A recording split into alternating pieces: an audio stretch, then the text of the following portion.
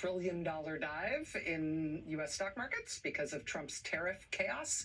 Today, he was not at all chastised by yesterday's market reaction. His pronouncements and mumblings on tariffs got even more chaotic and incoherent, and the Dow dropped yet another 500 points today. And then at the end of the day today, after 2 days of that, Republicans in Congress did something truly amazing. Republicans are facing this political situation now, right, where the markets are tanking. Economists are forecasting a Trump recession. Literally, he inherited an economy that was the envy of the world. And in less than 2 months, Wall Street's in a tailspin, and economists are upping their predictions of a U.S. recession by double digits per day. So Republicans are facing a political situation in which their party appears to be doing this, right? The U.S. economy looks like it's being destroyed for fun by Donald Trump because someone once told this guy a thing he didn't understand about tariffs. And so now he's doing this, and real people are feeling the pain. But here's the thing. The way Trump is able to put these tariffs on, off, up, down, postponed, exceptions, no exceptions, on, off, the reason he's able to change these ruinous policies as quickly as he can pronounce them is because he declared an economic emergency that gives him the power to unilaterally declare these tariffs. That kind of emergency, though, it also has kind of an eject button. When you declare that kind of emergency, Congress also gets the power to call the emergency off, to stop the president from doing this. So Congress could just vote and declare this so-called emergency to be over, and then Trump would no longer have the power to single-handedly destroy the U.S. economy in the way that he has been. So because of that, because Congress has the power to call off the emergency, taking away Trump's tariff power, Democrats in Congress planned to make Congress vote on that exact thing. They planned to force a vote. So Republicans, who mostly say they don't like tariffs, Republicans would be forced to either go along with the tariffs anyway, because Trump is doing them, or they'd cast their vote to stop Trump from doing these tariffs. Right, what would Republicans do confronted with the need to make up their mind on a vote like that, right? How would they deal with not just the prospect of opposing Trump, which inherently makes them cry and hide immediately, but then on the other side of it, the other side of that vote is this very real pain and loss of money, and you know, they and their constituents and the businesses in their district are all feeling and facing. It's real. So Republicans in Congress have the power to stop Trump from doing what he's doing on tariffs. What will they do with that power? The Democrats are going to force them to take a vote on this. What are they going to do with that power?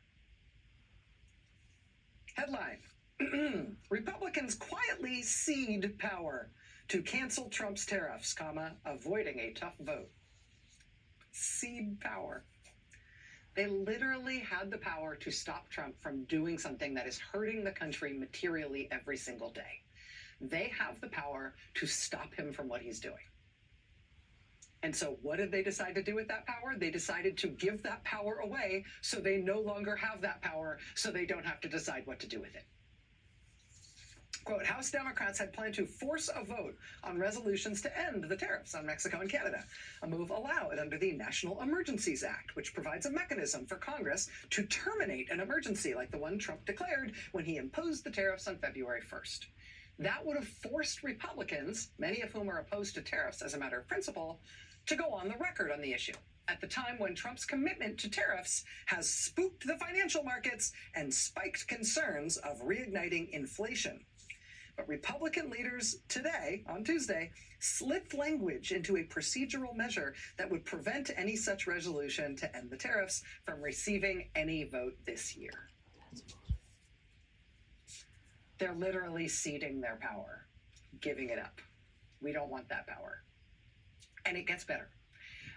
In order to give up their power, in order to save themselves from the terrible dilemma of whether or not to cast a recorded vote on whether or not Trump should be allowed to keep hurting the country on purpose, in order to avoid having to cast a vote on that, Republicans had to figure out some way out of this trap. They had to come up with some way out of the provisions of this national emergency law.